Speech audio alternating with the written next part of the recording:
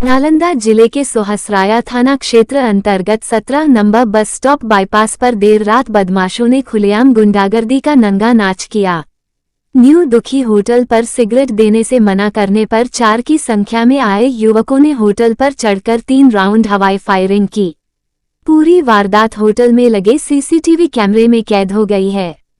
Hotel संचालक के बड़े भाई आशीष कुमार के ने बताया कि रात करीब 12 बजे 4 युवक होटल पर पहुंचे और सिगरेट की मांग करने लगे। मना करने पर विवाद हुआ। थोड़ी देर बाद वे हथियार लेकर लौटे और होटल पर चढ़कर फायरिंग करने लगे। इस दौरान होटल का एक कर्मचारी बाल बाल बच गया। सबसे हैरान करने वाली बात ये रही कि घटनास्थल से महज 100 मीटर की दूरी पर 112 नंबर की पुलिस वैन खड़ी थी, लेकिन पुलिसकर्मी मूकदर्शक बने रहे। घटना के 10 घंटे बीत जाने के बावजूद स्थानीय थाना पुलिस मौके पर नहीं पहुंची, जिससे लोगों में गहरी नाराजगी है। स्थानीय नागरिकों ने पुलिस प्रशासन पर लापरवाही का आरोप लगाते हुए कहा कि जब पुलिस इतनी नजदीक होने के बावजूद कोई कार्रवाई नहीं करती, तो अपराधियों के हौसले बुलंद होना स्वाभाविक है।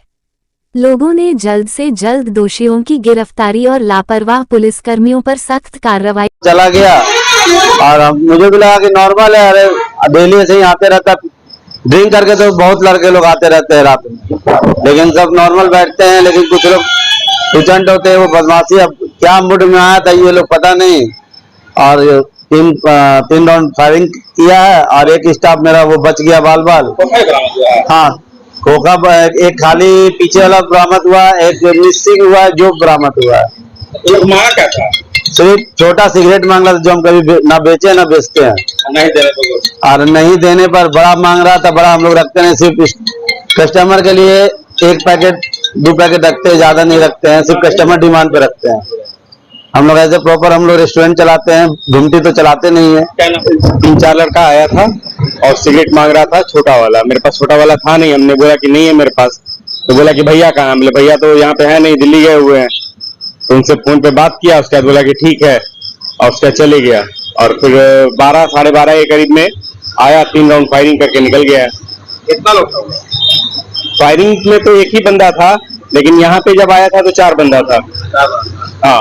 अच्छा, पहले भी यहाँ कुछ हुआ है क्या? पहले भी लोग पी करके तो आते ही है, रेगुलर बेसिस पे लोग आते हैं। अच्छा, तो यहाँ पुलिस है कि उस समय 112 टाटा मोटर्स के पास लगी हुई थी। पहला फायरिंग हुआ तो फिर हम वहां पे गए थे, वहां पे जाकर के उसको बोला गया, नहीं कुछ किया तो वो कुछ रिस्पॉन्स नहीं किया। और उसके बाद फिर जब 112 पे कॉल किए, 2 फायरिंग और फिर जब हुआ, तो फिर 112 पे कॉल गया। पहले भी कॉल किए थे, पहला फायरिंग के बाद तो फोन लग नहीं रहा था। फिर स्टाफ के नंबर से कॉल किए, तब जाकर के फोन लगा, तो फिर हम उनको इंफॉर्मेशन दिए, तब वो गाड़ी आया। तो हाथ भी हुआ नहीं, बाल बाल बच गया एक स्टाफ। हाँ। बिहार शरीफ के बड़ी पहाड़ी स्थित जन स्वराज पार्टी कार्यालय में जिला अध्यक्ष की अध्यक्षता में आयोजित प्रेस कॉन्फ्रेंस में पार्टी को मिला चुनाव चिन्ह स्कूल बैग सार्वजनिक किया गया। इस अवसर पर पार्टी के भावी प्रत्याशी दिनेश कुमार और महिला जिला अध्यक्ष नीलम सिन्हा भी मौजूद रहीं। दिनेश कुमार ने बताया कि चुनाव आयोग द्वारा जन स्वराज पार्टी को स्कूल बैग चुनाव चिन्ह आवंटित किया गया है, जिससे कार्यकर्ताओं में नई ऊर्जा का संचार हुआ है। उन्होंने इसे पार्टी की शिक्षा और विकास की नीति का प्रतीक बताते हुए कहा कि यह चिन्ह आने वाले चुनाव में बदलाव की पहचान बनेगा। महिला जिला अध्यक्ष नीलम सिन्हा ने कहा कि स्कूल बैग केवल प्रतीक नहीं, बल्कि बच्चों की शिक्षा, गरीबी उन्मूलन और बिहार में हो रहे पलायन को रोकने का रास्ता है। उन्होंने कहा कि शिक्षा ही एकमात्र ऐसा हथियार है जो समाज को सशक्त बना सकता है और पार्टी इसी सोच के साथ मैदान में उतर रही है। पार्टी का लक्ष्य है शिक्षित बिहार। का चुनाव चिन्ह मिल गया है, स्कूल का बस्ता, जो कि प्रशांत सर जी की इच्छा थी कि वही मिले, उन्होंने लिया है वो।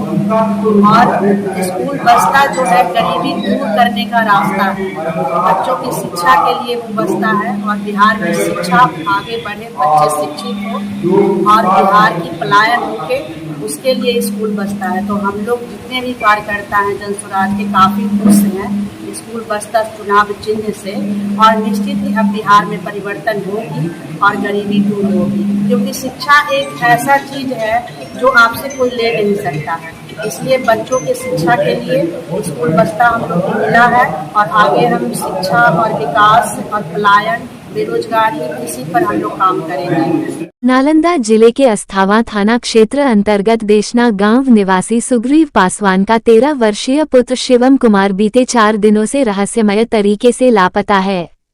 परिजनों ने बताया कि 22 जून को पढ़ाई को लेकर मां ने उसे हल्की डांट लगाई थी। इसके बाद वह घर से 15 रुपए और आधार कार्ड लेकर खेलने के बहाने निकला और फिर वापस नहीं लौटा।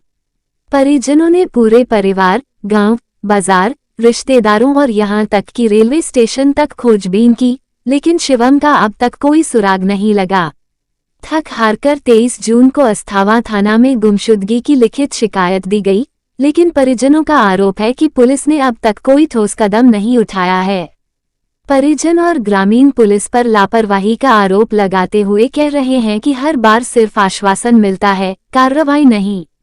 वहीं जीआरपी थानाध्यक्ष संजय पंडित ने कहा कि मामला उनके संज्ञान में नहीं है, लेकिन यदि पीड़ित परिवार संपर्क करता है तो वे हर संभव मदद करेंगे।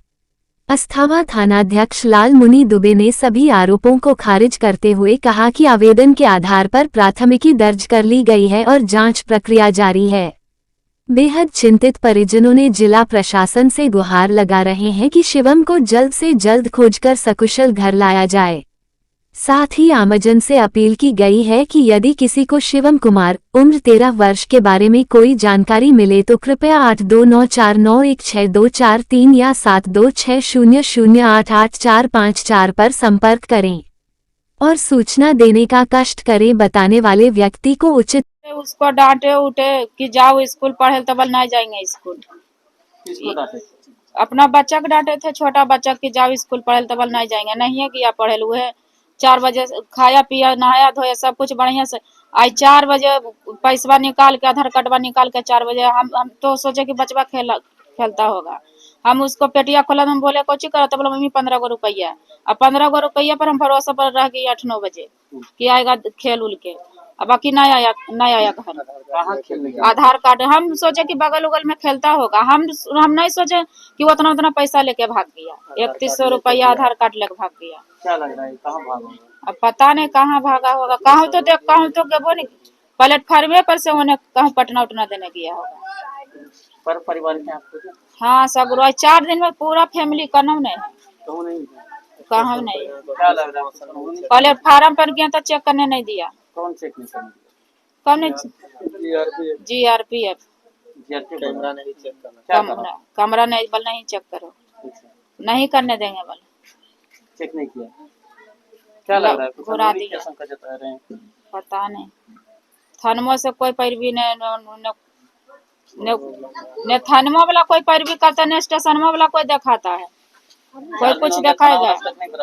कुछ नहीं किया है, कुछ नहीं करता है। अब बोलता है कि हवा में उड़ता है, इससे उसे कुछ बोलते हैं। क्या बोलता है? हवा में उड़ता है। थाना वाला बोल रहा था कि हवा से नहीं बात करो। हम बोले हाँ हवा से नहीं बात करते हैं। क्या बोले थे? बोला हवा मैंने इसका बड़का पापा पर कॉल आया था, तो फोन उठा रहा था, तो वो एगो बोल रहा था कि बल बच्चा खो गया। जब फोन में इसका बड़ा पापा हेलो किया तो मोहम्मदनमा लेके फोन में बोला कि गलत नंबर को बच्चा लगा दिया है और नंबर तुरंत ब्लॉक कर दिया। वह नंबर से बोले कि हमको बचबे किया होगा बड़का पापा पर फोन में। तब वह बोले जाके अथी किया तो बोला हवा में नहीं उड़ा। कहीं सर हवा में उड़ा नहीं बोल रहा। पहले बोला सासाराम से, फिर वो उसका बिहार को बदल गया कि हम सहरसा के एड्रेस देते हैं। तो वह सोचे कि हमको बच्चा नाम नहीं बताया। वह हम बोले कि हमको बच्चा पकड़ ले है कि नंबर ब्लॉक कर दिया तुरंत कि गलत नंबर बच्चा को लगा दिया। क्या लग रहा है? कोई किडनैप करके रखे हुए हैं? अब पता नहीं हम कौची हम कहे। क्या नाम था बच्चा का? शिवम कुमार है। 4 दिन से नहीं मिल। 4 बजे संजय 4 बजे से गायब है। क्या कुछ नहीं कार्रवाई कर रहा है। कार्रवाई करता तो हम सीसी कैमरा चेक करे नहीं देता। जिला प्रशासन से क्या मांग करते हैं? हम अपना बच्चा चाहेंगे, आप कुछ चाहेंगे। क्या नाम हुआ आपका? बिंदु देवी। वह भी कौन हुए? उसका मम्मी हम है। तब वह आए तब बल आपका बच्चा बल अथी हो गया, तब बल खोजिए फैमिली। हम बोले कि फैमिली उमली खोज लिए हम कर ले राजस्थान में। आपने प्रशासन आपने करिएगा तो कैसे होगा? बल खोजिए प्रशासन क्या कह रहा है आप ही को खोजिए कि बल आप खोजिए बल पूरा फैमिली तो हम कहे आप काहे लें आप नहीं सहयोग कीजिएगा तो क्या बोला वो? सहयोग प्रशासन नहीं खोजेगा तो नहीं कुछ बोला बोले कि आप परिवार ही खोजिए तब हम बोले प्रशासन काहे लें आप मदद कीजिए।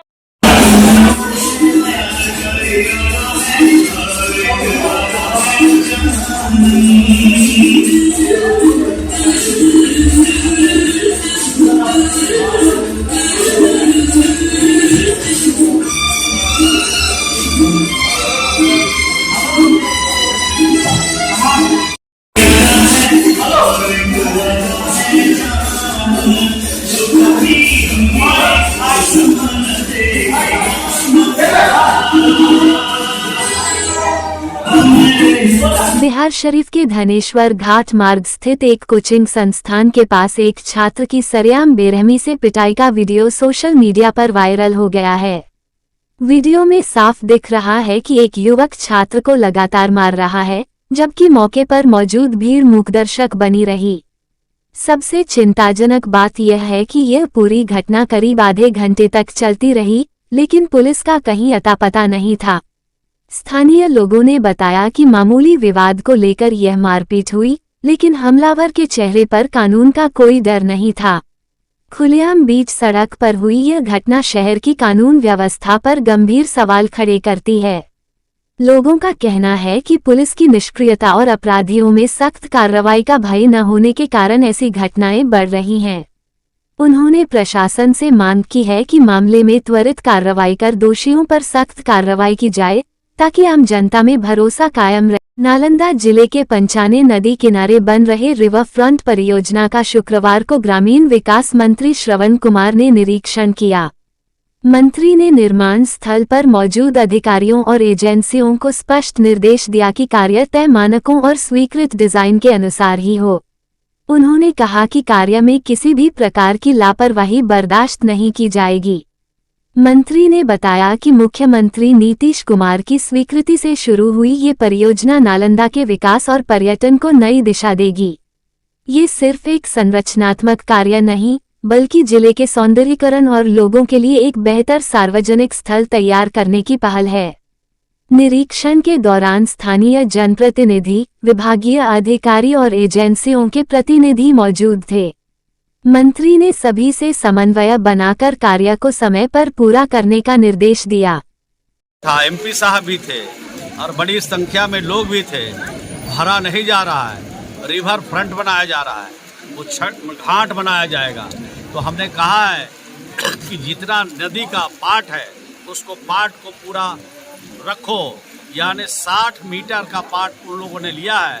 हमने कहा जितनी चौड़ाई है भाई पहले से उस चौड़ाई को छेड़छाड़ मत करो, अलग से व्यवस्था करके योजनाओं को लागू करो। हमने एग्जीक्यूटिव इंजीनियर को निर्देश दिया है और हमने प्रधान सचिव जल संसाधन विभाग को फोन से कहा है किसी बड़ी अधिकारी को भेज करके इसको जांच कराइए और जांच करा करके जो डीपीआर है डीपीआर में संशोधित करके नदी को के पेट को यानी उसका वेट है उसको उसके साथ छेड़छाड़ नहीं होना चाहिए। नदी में कूड़ा फेंका जा रहा है, उसको लेकर क्या गया? कुछ नहीं होगा, सब हटेगा। नदी को ऐसा सुंदर बना देंगे, इतना अच्छा बना देंगे, वहाँ देशी और विदेशी पर्यटक दोनों आएंगे।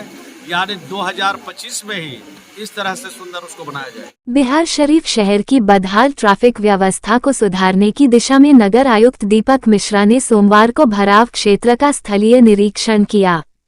ये निरीक्षण Nalanda chamber of commerce and industries की ओर से दिए गए सुझावों के आलोक में किया गया। निरीक्षण के दौरान नगर आयुक्त ने प्राथमिक चरण में भराव क्षेत्र के चारों ओर दोपहिया वाहनों के लिए पार्किंग स्थल, ई रिक्शा के लिए नियत ठहराव बिंदु और पूर्वी मार्ग पर वेंडिंग जोन निर्माण की योजना पर सहमति दी। उन्होंने संबंधित अधिकारियों को निर्देश दिया कि सभी कार्य तय समय सीमा में और उच्च गुणवत्ता के साथ पूरे हों, ताकि शहरवासियों को ट्रैफिक जाम से जल्द राहत मिल सके। निरीक्षण दल में अंचलाधिकारी, जिला परिषद पदाधिकारी, ट्रैफिक थानाध्यक्ष, पुल निगम के प्रतिनिधि एवं चैम्बर ऑफ कॉमर्स के पदाधिकारी शामिल थे। चैम्बर अध्यक्ष अनिल कुमार अकेला ने आग्रह किया कि योजना इस प्रकार बनाई जाए जिससे छोटे दुकानदारों की रोजी रोटी पर असर न पड़े और शहर को जाम मुक्त बिहार शरीफ में खास करके ब्लॉक पर चौक चौराहा जो है पूरी तरह जाम हो जाता है। यहाँ तक कि पेशेंट को हॉस्पिटल जाने में दिक्कत हुई है। हमें तो सूचना मिली कि 7 लोग इस जाम में उनकी मृत्यु भी हो गई। तो ये जाम से निजात दिलाने के लिए हमारे नगर आयुक्त महोदय से हम लोग मिले थे और उसी के तहत वो यहाँ पर आए हैं भराव पर, और चेंबर ऑफ कॉमर्स के लोग और तमाम व्यापारी लोग यहाँ पर उपस्थित हुए हैं और इसका निजात का रास्ता ढूंढ रहे हैं। और हम लोग इसके लिए तत्पर है, प्रशासन में लगी हुई है कि सबको, सब व्यापारियों को जो फुटपाथ है उसको सुविधा मिले और तरीके से काम हो, निजात भराव पर जाम से निजात पाए। भराव पर चौराहे पर जो अक्सर जाम लग जाता है, उस जाम को निजात पाने के लिए हम लोगों के द्वारा CO साहब ने, DO साहब ने क्या क्या सजेशन हो सकता है उस पर यहाँ से जो स्थानीय हमारे जो दुकानदार हैं और जो चैम्बर के लोग हैं उन लोगों के साथ हम लोगों ने विज़िट किया। 1-2 अल्टरनेटिव्स आए हैं, जैसे जो सब्जी बाज़ार है वो बराबर में पीछे जो रास्ता है उसमें लगाया जाए, उसी के अकॉर्डिंग हम लोग आगे का काम करेंगे। दूसरा जो चीज़ है कि जो टोटो लगाए जाते हैं वो टोटो को हम लोग सोच रहे हैं कि जो फ्लाईओवर के नीचे वाला स्पेस है उसमें 2-2 पिलर छोड़ के उसको स्टैंड के रूप में विकसित करने के लिए हम लोग जिला परिषद के अधिकारी से बात करेंगे और कोशिश करेंगे कि आने वाले दिनों में ये समस्या ना आए। जो पीछे जगह सब्जी बाज़ार के लिए चिन्हित किया गया है उसमें कुछ अतिक्रमण है, उस अतिक्रमण को हटाने के लिए हम लोग आज शाम तक उसको नोटिस निर्गत करेंगे और उस अतिक्रमण हटाने के पश्चात, साफ़ सफाई करने के पश्चात वहाँ पे जो सब्जी विक्रेता है हम लोगों के, उसका ऑफिशियल सब्जी मार्केट डेवलप करने की कोशिश करेंगे। नालंदा पुलिस ने शनिवार को सोहसराया थाना क्षेत्र के आशा नगर मोहल्ले में संचालित एक अवैध मिनी गन फैक्ट्री का भंडाफोड़ किया। ये फैक्ट्री एक किराए के मकान में गुपचुप तरीके से वर्षों से चल रही थी। गुप्त सूचना के आधार पर कार्रवाई करते हुए पुलिस ने मौके से हथियार, अर्धनिर्मित पिस्टल, मैगजीन और हथियार निर्माण में प्रयुक्त उपकरण बरामद किए हैं। सदर DSP के नेतृत्व में गठित टीम ने छापेमारी कर मौके से एक महिला समेत 2 लोगों को गिरफ्तार किया। पुलिस अधीक्षक भारत सोनी ने बताया कि गिरफ्तार अभियुक्तों के पास से एक पिस्टल, 2 मैगजीन, कई अर्धनिर्मित हथियार और निर्माण से जुड़े दस्तावेज मिले हैं। एसपी ने कहा कि बरामद दस्तावेजों और अन्य इनपुट्स के आधार पर यह पता लगाया जा रहा है कि इन हथियारों की आपूर्ति किन किन लोगों को की गई थी। उन्होंने कहा कि इस नेटवर्क से जुड़े अन्य अपराधियों की पहचान कर शीघ्र कानूनी कार्रवाई की जाएगी। चौंकाने वाली बात यह है कि यह फैक्ट्री शहर के एक शांत और विकसित माने जाने वाले मोहल्ले में लंबे समय से चल रही थी, जो स्थानीय स्तर पर निगरानी व्यवस्था की गंभीर चूक को दर्शाती है। पुलिस अब पूरे नेटवर्क की गहराई से जांच कर आशा नगर मोहल्ले में कुछ अवैध हथियार निर्माण का जो है कार्य हो रहा है। सूचना वो वरीय पदाधिकारी को उन्होंने दिया और सत्यापन के क्रम में जो है एक टीम गठित की गई एसपी सदर के नेतृत्व में। उनके द्वारा जो है एक आशा नगर में ताराचंद, राहुल कुमार पिता ताराचंद है, उनका मकान है, उसमें किराए पर एक अभिषेक कुमार विश्वकर्मा जो है पिता अनुज कुमार वो वहाँ रहते थे, जिनका ननिहाल जो है वो मुंगेर में है। और उनके द्वारा जो है जब घर पे हमारे द्वारा टीम के द्वारा जब रेड की गई तो काफ़ी भारी मात्रा में जो है अवैध हथियार निर्माण की सामग्रियां बरामद हुई।